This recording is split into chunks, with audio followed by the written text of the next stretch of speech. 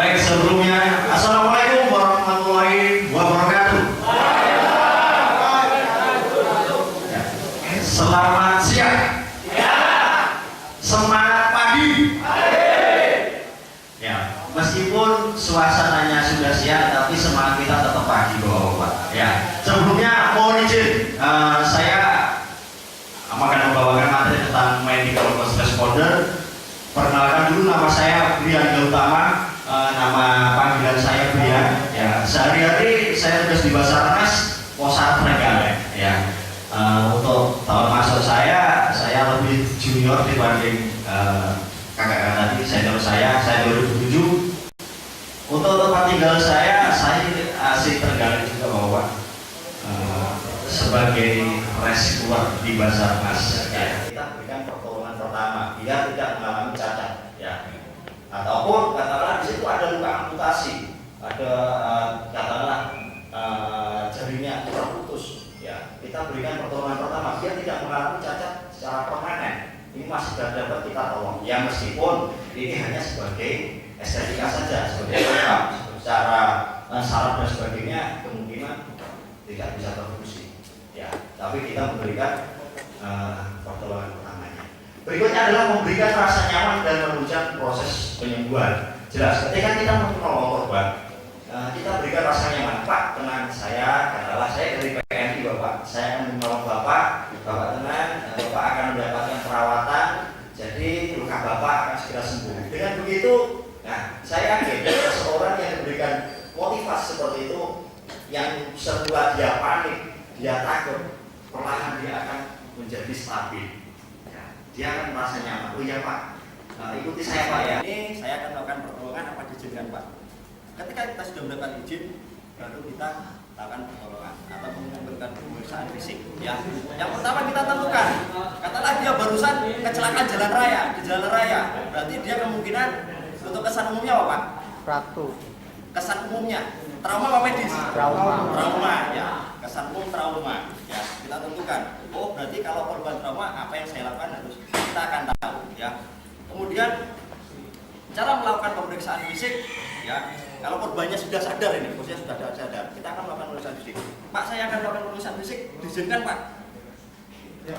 Oh, ya. Ya. Karena apanya sakit Pak ya? Oh, situ Pak ya. Boleh saya membuka bajunya Pak? Oke, ini saya asumsikan ini sudah dibuka Pak ya. Sudah dibuka. Sampai kaki pun saya sudah dibuka. Tapi tetap kita ada privasinya ya. Saya melakukan pemeriksaan fisik. Pemeriksaan fisik yang dicari adalah deformity, open injury, dan tenderness. Ya, ada 4. Kita raba ya. Kita dengan menggunakan indera perabaan, penciuman, dan penglihatan. Ya. Kita raba. Ada dos nggak? Gimana Pak, sakit Pak? Kalau korbannya sadar ya. Nah, kita sambil lihat ada bercak darah nggak, bekas lukanya nggak di yang bagian belakang ya. Ya. Tapi jangan terlalu mengangkat seperti ini ya. Bukan begitu. Karena kalau korbannya dia mengalami cedera akibat benturan, bisa juga dia mengalami cedera di bagian tulang belakang atau leher. Jadi pada waktu melakukan pemeriksaan fisik jangan terlalu melakukan pergerakan yang berlebihan. Ya. Ya, tidak ada dots, ya. Kita singkat dots, ya. Dots, tidak ada dots, tidak ada dots. Kemudian kita ambil highlight. Tentang di pohon, kemungkinan dia cedera tulang belakang. Cuma yang saya temukan cuma ini. Untuk dia kencing tapi tanpa terkendali. Jadi yang kita gunakan adalah termasuk indera ya, penciuman kita juga. Dia kok mengalami kencing terus-menerus, cuma ya posisinya dia merasakan sakit ketika saya gini kan. Aduh Pak, sakit Pak. Ya. Itu demikian. Setelah panggul kita cek, tidak ada krepitasi atau bunyi gemertak, ya. Gemertak, kita lanjut ke ekstremitas bawah. Ya, cek. Kemudian sambil tetap pandangan kita fokus ke ekspresi dari korban, mimik korban. Sakit Pak? Kemudian, tenang Pak ya. Sebentar lagi bantuan akan datang Pak ya. Kemudian patelanya, tempurung kakinya, tempurung lututnya ada pergerakan enggak? Kemudian ke pergelangan kaki, sakit nggak Pak? Ya. Ini saya asumsikan sudah dibuka Pak ya, untuk sepatunya. Sudah dibuka. Kemudian kita cek punggung kaki, telapak kaki, kita cek jari-jarinya, kita cek. Ya. Setelah itu bagian sebelahnya kita cek lagi sampai bawah. Setelah dua-duanya, berikutnya adalah mengecek dari kekuatan, keseimbangan dari kakinya ini. Kekuatannya masih imbang nggak? Ya. Pak bisa Pak atau dek, bu dek, yu, ya Mak. Kemudian kita tepuk seperti ini, Pak. Pas tidak ada respon, langsung kita cek nadi dan nafasnya. Ya, kita cek nadi dan nafasnya. Kita lihat perkembangan dari dadanya, ada naik turun nggak. Kemudian kalau korbannya tidak sadar, berarti yang dicek adalah nadi karotis. Ya, nadi karotis. Ini adalah nadi yang cukup besar. Untuk mengecek biasanya orang itu meninggal apa enggak, sebagai orang awam biasanya kalau orangnya istilahnya sudah bogor, ya kita cek. Oh masih ada nadinya. Sudah enggak ada, sama kita cek nadinya sudah enggak ada. Kemudian dia sudah meninggal. Ya, kenapa dicek di sini? Karena ini adalah pembuluh darah besar. Kemudian kalau menurut AHA 2005, ya kita cek nafas dulu. Jadi prosesnya itu terlalu lama bagi orang awam. Cek nafas dulu, ya 1, 2, 3, 4, 5, 6, 7, 8, 9, 10 selama 10 detik.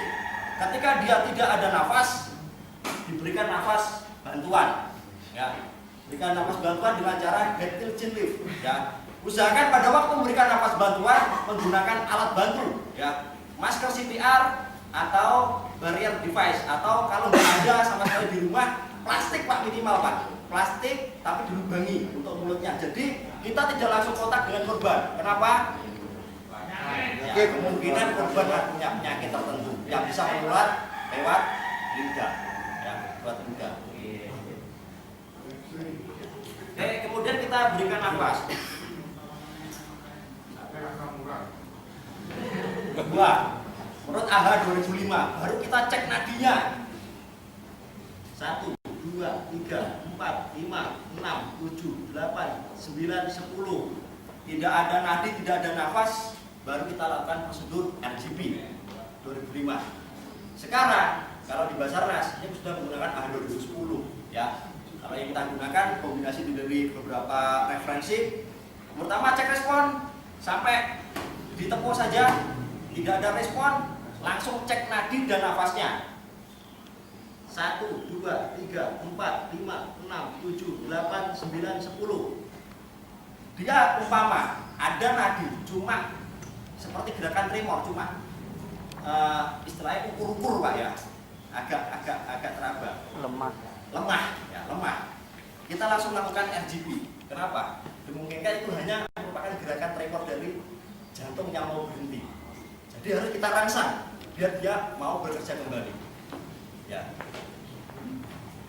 Kita contohkan, nadinya masih ada, nafasnya tidak ada. Yang dilakukan adalah memberikan nafas bantuan. Berarti nadinya sudah ada, tinggal nafasnya yang belum ada. Kita berikan nafas bantuan. Kita cek, kita berikan 2 kali dulu. Dia 2 kali ada reaksi enggak? Ya. Pada waktu kita meniup, hidung ditutup juga. Kalau tidak ditutup akan keluar lagi hidung Pak, percuma. Ya, berkali-kali ngobos. Nah.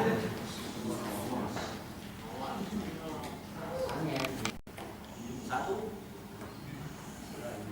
2. Kemudian setelah itu kita cek lagi nadi dan nafasnya ada nggak dengan kita memberikan tadi. 1, 2, 3, 4, 5. Selama ini 30 menit, 30 banding 2, 30 pijatan 2 kali kompresi selama 5 siklus. 5 kali. Ya, saya praktekkan. 1, 2, 3, 4, 5, 6, 7, 8, 9, 10, 11, 12, 13, 14, 15, 16, 17, 18, 19, 20, 21, 22, 23, 24, 25, 27, 28, 29, 30. Nah, baru kita tiup, kasih 2 tiupan.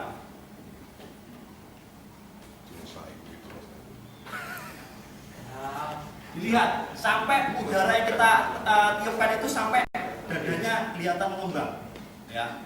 Dan begitu bahwa udara yang kita masukkan itu benar-benar masuk di paru-parunya.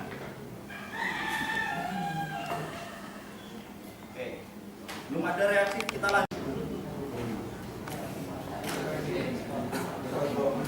Oke, apabila korban mengalami dislokasi, ya saya di sini adalah dislokasi atau terkilir di bagian pergelangan tangannya, ini kan harus melewati 2 tulang Pak yang minimal. Jadi tulang sini sama ini, ya. Ini saja sebenarnya sudah cukup, ya 1 saja. Ya, tapi sebelum kita membidik, kita cek dulu PMS. Apa itu PMS Pak? Pulsasi, motorik sensorik. Pulsasi adalah nadinya, masih teraba nggak? Nadinya kalau di sini adalah nadi radialis, ya. Di lurusnya ibu jari kita, ya. Kita raba, ada nadinya enggak? Ya. Pulsasi, kemudian motorik atau motoris ini bisa bergerak nggak?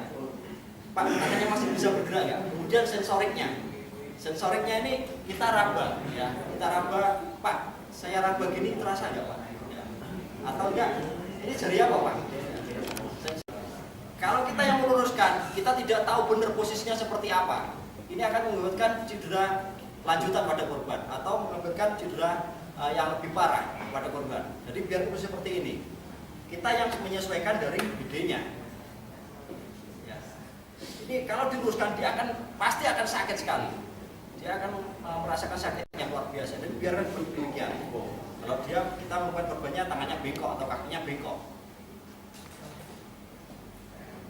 ya kita siapkan dan jangan banyak melakukan pergerakan. Ya kita ambil bawahnya saja. Ya. Kemudian kita kasih